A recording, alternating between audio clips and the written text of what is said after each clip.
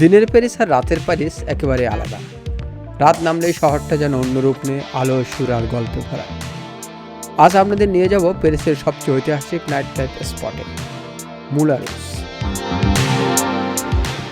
আমার পিছনে যেটা দেখছেন সেটা হচ্ছে বিশ্বের প্রথম নাইট ক্লাব, ফ্রান্সে অবস্থিত। 1889 সালে এটা শুরু হয়েছে, এখনো চলছে। এরা ইতিহাস ঐতিহ্যকে যেহেতু রক্ষা করে, তো একটা বিষয় হচ্ছে এখনো আমরা যখন এসেছি তখন মানে নাইট শুরু হয়নি, কিন্তু আজকে মনে হয় নাইট ক্লাবটা জমবে, কিন্তু আমাদের হয়তো যাওয়া হবে না।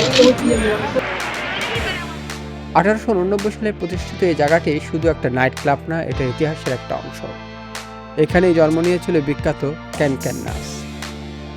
লাল রঙের উইন্ডমিলটা যেন রাতের অন্ধকারেও আলাদা করে চোখে পড়ে।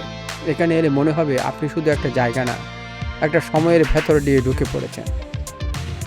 মুলারুজের আশেপাশের এলাকা পিগাল, প্যারিসের সবচেয়ে প্রাণবন্ত নাইট লাইফ জোনগুলোর একটি। এখানে রাত নামলে লাইভ মিউজিক, ছোট ছোট বার আর ব্যস্ত রাস্তা, প্রতিটা কোনোই যেন একটা গল্প লুকিয়ে আছে। কেউ গান গাইছে, কেউ বন্ধুদের সাথে আড্ডা দিচ্ছে। এই জায়গাটা কখনো ঘুমায় না।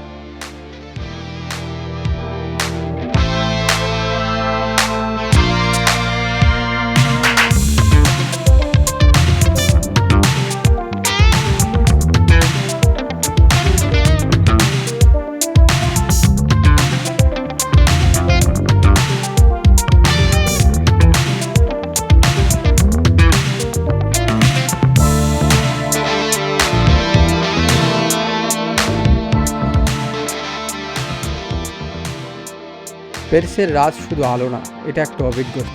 সেখানে ইতিহাস, বিনোদন আর জীবনের আনন্দ একসাথে মিশে আছে।